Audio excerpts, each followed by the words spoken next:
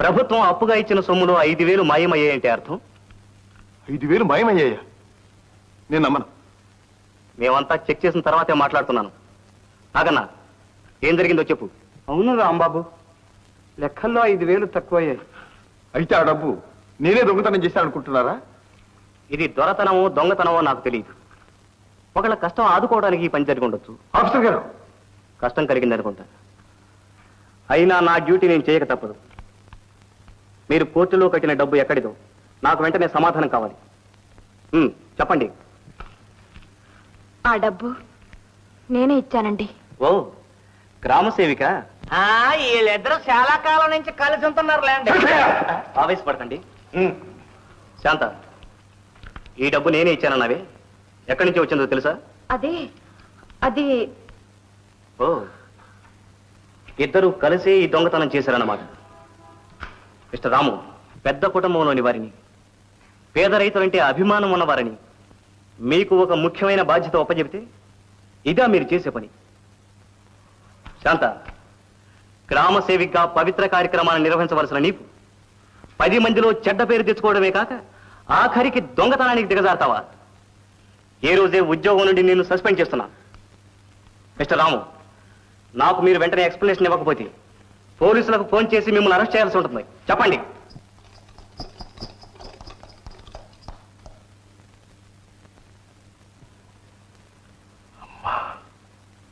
ఏనాడు గుమ్మం దాటి బయటకు రాని తల్లి. గుమ్మం దాటి బయటకు రావటం ఏంటి? ఇలాంటి కొడుకులుంటే 10 మంది వాళ్ళలోనూ పడాల్సిందే. అమ్మా, మా రాంబాబు గారు ఎంత డబ్బు వాడుకున్నారని అమ్మగారు అడుగుతున్నారు. 5,000. అమ్మా, 5,000 తీసుకెళ్లి వాళ్ళకి ఇచ్చేసి. చిత్తం.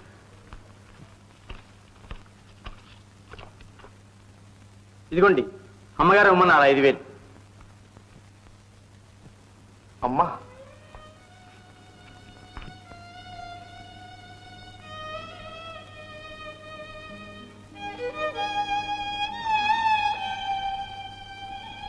అమ్మా, అమ్మ, ఈ అమ్మ చచ్చిపోయింది రాము, చచ్చిపోయిందిరా. వెళ్ళు గుమ్మస్తా, బండిపోయి.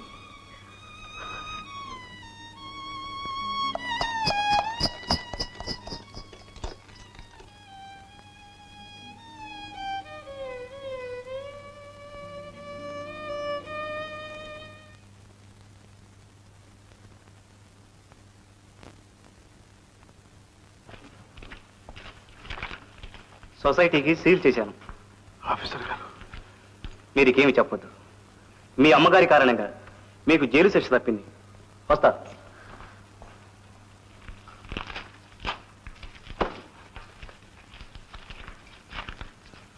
రాంబాబు పెద్ద దేవుడు అన్నారు, ఇప్పుడు మీ పాలిటి దెయ్యం అయ్యాడు. ఇక చేయండి సమిష్టి వ్యవసాయం.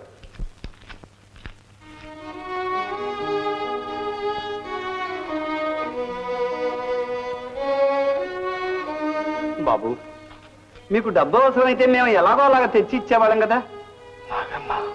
ఎందుకు చేశారు బాబు ఈ పని? 10 మందిలో మాకు తల తీసేసినట్టయిందే. నా వాళ్ళు అనుకున్న మీరే నేను దొంగతనం చేశానంటే నమ్ముతున్నారన్నమాట. ఇంత జరిగిన తర్వాత నమ్మకుండా ఎలాగుంటాం బాబు? కంచేసేది వేసింది. పదండ్రా బాబు, గొప్పోడంతా ఇంతే.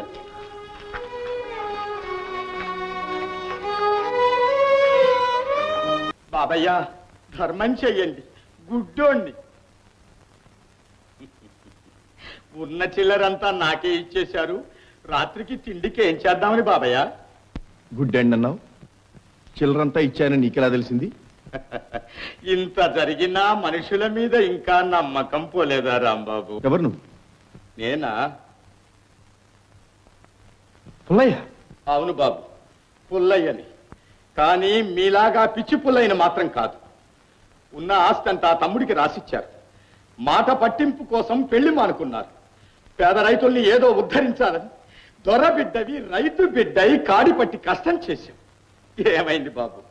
వీళ్ళల్లో ఒక్కడైనా మీ మంచితనం గుర్తించాడా? చివరకు లేని దొంగతనాన్ని నెత్తి నేసుకొని ఉన్న మన ఊరిని అయిన వారిని కాదని బయలుదేరి ఎక్కడికి వెళ్దామని బాబు? ఏం చేద్దామని బాబు? కనీసం నాలాగా పిక్ పాకెట్ చేయడం కూడా చేత కాదే మీకు. పుల్లయ్య, నన్ను ఎందుకు బాధ పెడుతున్నావు? ఎందుకు వెంబడిస్తున్నావు? వెళ్ళు వెళ్ళు, నన్ను వదిలిపెట్టి వెళ్ళు. నన్ను ఒక్కడే వెళ్ళను. ఆహా, మా మరదల పిల్ల శాంత అనుకున్నారేటి బాబు? మీ దబాయింపులకి పారిపోవడానికి ఈడు పుల్లయ్య, కరోడా పుల్లయ్య. రాంబాబు, ఒక్క మాట వింటారా బాబు? నీతిగా బ్రతికేవాడికి రోజులు కావు బాబు. ఇవి మాటల్లో తేనె, మనస్సులో విషం కలవాడే అనుభవిస్తున్నాడు. ఒకప్పుడు నేను మీలానే ముక్కు సూటిగా నడిచినోండే బాబు. అన్యాయాల్ని, అక్రమాల్ని ఎదిరించినోండి. పుల్లయ్య అంటే పులిరా అనిపించుకున్నా. పేదవాణ్ణైనా నా నీతి నిజాయితీ చూసి పిల్లనిచ్చి పెళ్లి చేశాడు ధర్మయ్య మావ. కానీ భూషయ్య చేసే పాప పనులు ఎదుర్కొన్నందువల్ల దేని దొంగతనాన్ని నెత్తినేసుకొని జైలు పాలయ్యాను బాబు. తిరిగొచ్చిన తరువాత అంతా నన్ను దొంగ దొంగ అన్నారు. ఆఖరికి నా మామ, నా భార్య కూడా నన్ను అనుమానించి అవమానించారు బాబు. ఆ తర్వాత ఏమైంది? శ్రద్ధగా వింటున్నారే? ఏమైంది? పని కోసం తిరిగితే పని దొరకలేదు, పొట్ట కోసం తిప్పలు తప్పవుగా ఆనాటి నుంచే పిక్ పాకెట్ పుల్లయ్యగా మారిపోయాను బాబు. కానీ కట్టుకున్న భార్యకి, కన్న బిడ్డలా చూసుకున్న మావకి దూరం అయ్యాను. అదే బాబు నా బాధ. సరే, ఇంతకు నీకు వేరే పని దొరికితే? తక్షణ ఈ అధపని మానేస్తాను బాబు. మీలాగా మంచిగా అనిపించుకుంటా. రాంబాబు, ఈ రోజు నుంచి మీరు ఈ పుల్లయ్య మాటినండి. ఎంతో కాలం అక్కర్లేదు, కొద్ది రోజుల్లోనే ఆ భూషయ్య బండారం బయట పెట్టిస్తా. మీ నీతి నిజాయితీ నిరూపిస్తా.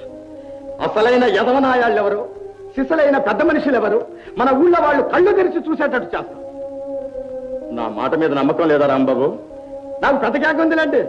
ఈ రోజు నుంచి మీరు మాకు శ్రీరామచంద్రుడు, మేమందరం మీకు హనుమంతుళ్ళం. రాంబాబు, రండి బాబు, ఇదే మా మతం. రండి బాబు. రాంబాబు, నా మాటేనండి, రండి.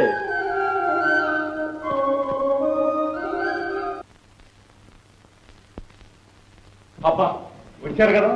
ఒకరోజు ఆలస్యమైందలికి ఏమిటామని ఆందోళన పడ్డాను. తిరుపతిలో దైవ దర్శనాన్ని బాగా జరిగాయి. బాగానే జరిగాయి. ఎల్లయ్యా, ఈ ప్రసాదం అత్తగారికి శాంతి తీసుకురా. అభిమానం పాపం. కానీ ఇటు మీ అత్తగారు, అటు శాంత ఏమీ ఆనందంగా లేరమ్మాయి. ఏమిటి నాన్న? ఏముంది, మీ బావగారు శాంత ఇల్లు జప్తు కాకుండా 5,000 సొసైటీలో దొంగతనం చేసి కోర్టులో కట్టాడు. రాంబాబునంతా వచ్చి అన్నారు, శాంత ఉద్యోగం కాస్త ఊడిపోయింది. అన్యాయం. బావగారు దొంగతనం చేయలేదు.